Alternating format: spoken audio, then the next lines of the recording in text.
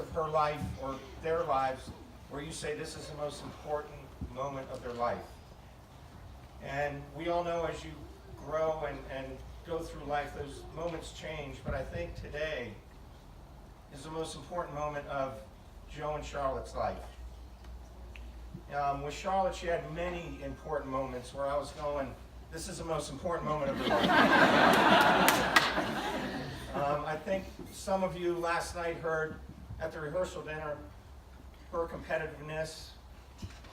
So she had many important moments: swimming, high school, college, Marines.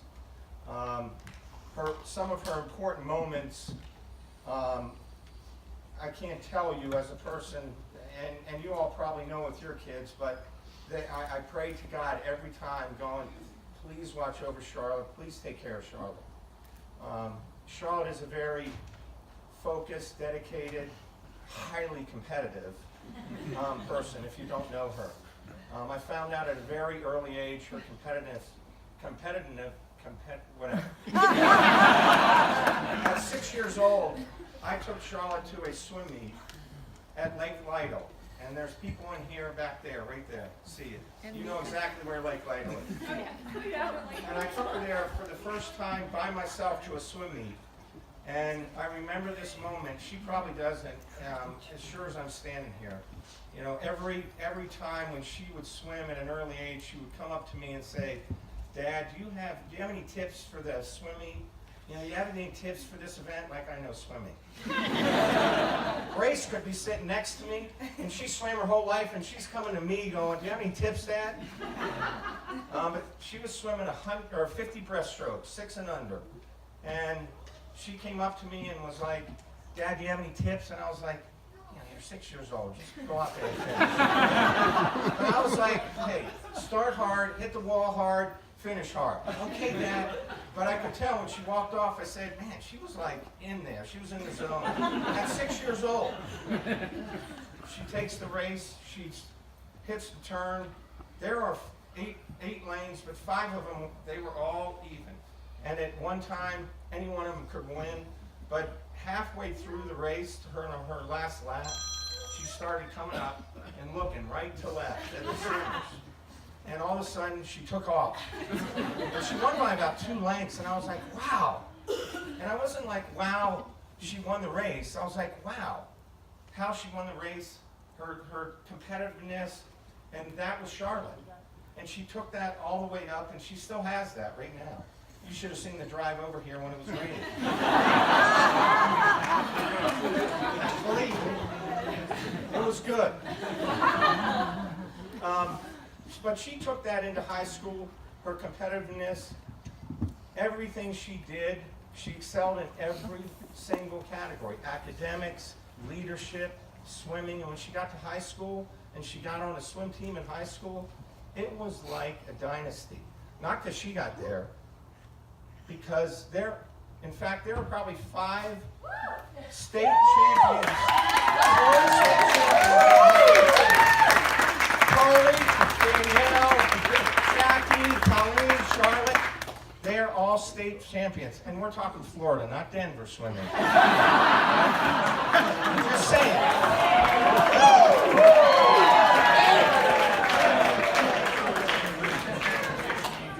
But you know, I went home that day after that swim meet that she had at 6 years old.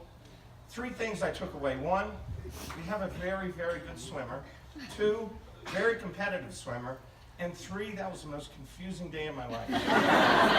There was an event with 15 heats in it. Charlotte was in heat number 4, and she swims 2 hours after that. And I came home and told Grace, I'm never going to another swim meet. No, really. And then, you know, hundreds of swim meets later. But she took that into high school. And she just excelled in high school in every single category. And when she went to Dartmouth, they asked her, hey, come swim with us. And you know, when she got there, she looked at the 100 breaststroke record, and she said, you know, Dad, Mom, I'm going to break that record. An event she just won the state championship in Florida the year before. And when she got there, she broke that record. The very last time.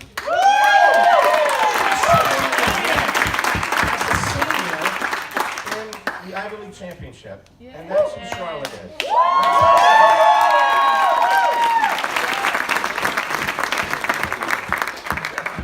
And I think that whole competitiveness, the teamwork, camaraderie, that really played a part in her choosing to become a Marine Corps officer. And bear with me here.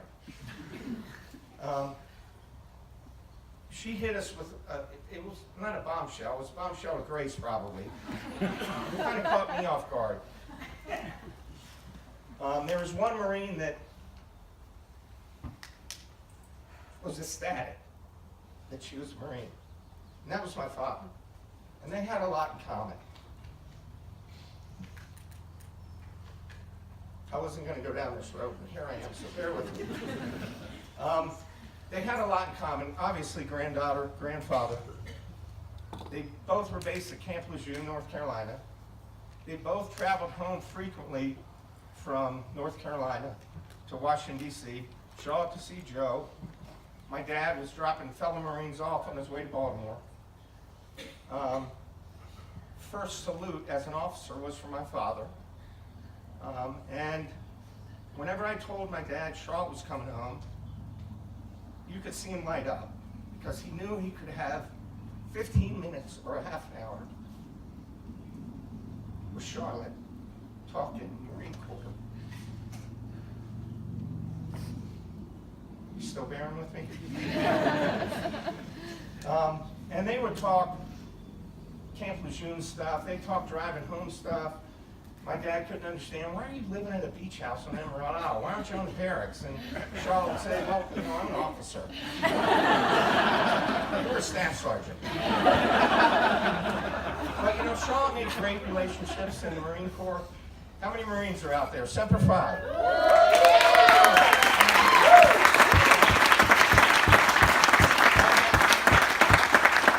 I know I'm going over time here, but that's okay.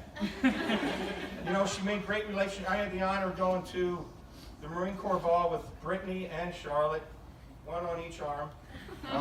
Did a nice pregame, went to the bar, and then we went and had Irish car bombs. Where's Brittany? There you are. Yeah, remember? Not me, no, but great speech. I love it. But listen, when Charlotte got deployed to Sicily, I had Colleen in Ireland. I had Tommy in Austin. And I was more worried about them than I was Charlotte. Because Charlotte, I knew she had her Marines and the Marines had her. They had her back. And that's what that was all about. So I was really, I know Grace probably would disagree with me, but I said, she's okay. Don't worry about her. And that's what the Marine Corps was about with my father and with you. So I just want you to know that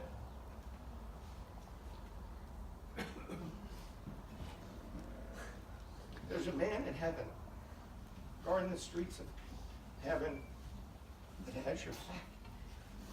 Always. So, got through that.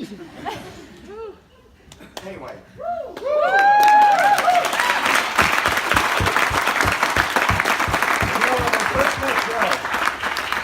When we first met Joe, the very first day, Grace pulled me aside and went, you know, I think this is the guy. I really like this guy. I hope Charlotte doesn't screw it up. Well, she's clapping now because she's right. But it took me a few years later to say this is the guy.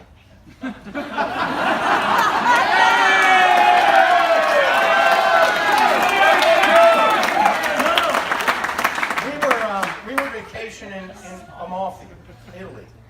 We were actually on the Amalfi Coast, staying in the town of Amalfi. And it was Colleen, Grace, myself, Joe, Charlotte. Tommy, unfortunately, couldn't make it. And Amalfi, we were staying in the town of Amalfi. Amalfi's a perfect, picture town of a small town built on the side of a mountain with a courtyard, cafe, built around a big cathedral.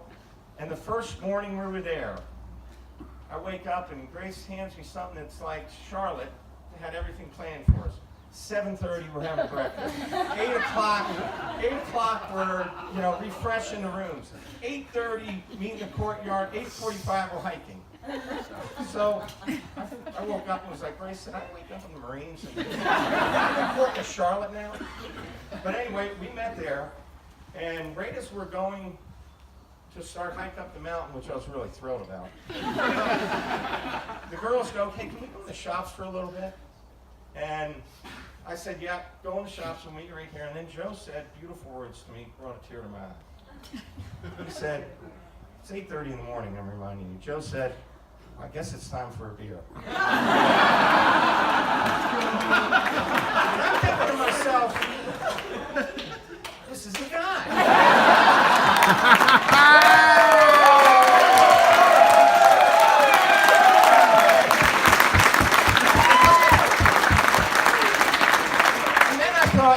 One of two things. Joe's a really stupid man thinking his future father-in-law, is going to have a beer with him at 8:30 in the morning, or he's a very smart man and knew the right buttons to push. I'm going to go with the latter part of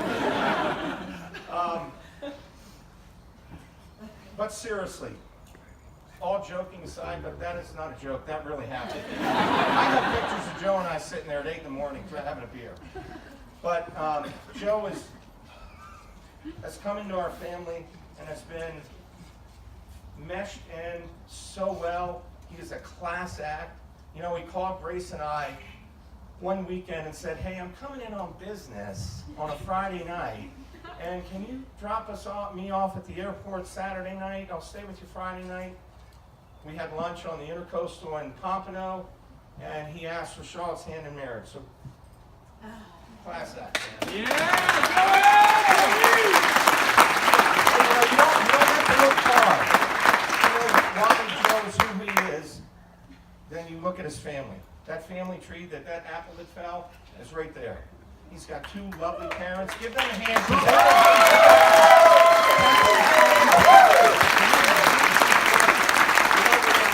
His two sisters, Mary and Julie, love them. They came down to visit us this past Easter for a weekend. And I think Joe must have told him, but because John walked into my house with a box of assorted IPA beers. So he told him, he was probably just like, hey, get him beers, he'll be all right. But no, I felt so comfortable with him the day I met you.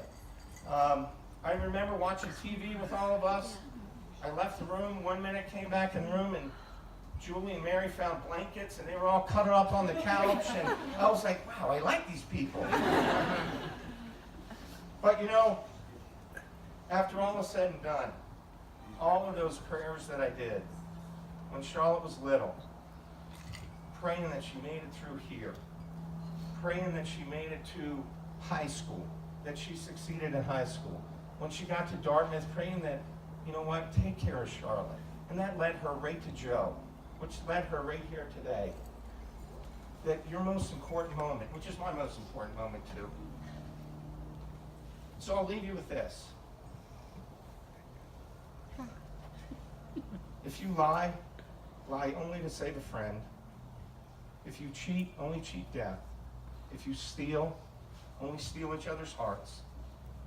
And if you drink, only drink from the cup of love you have for each other. And from the movie Hoosiers, I love you guys.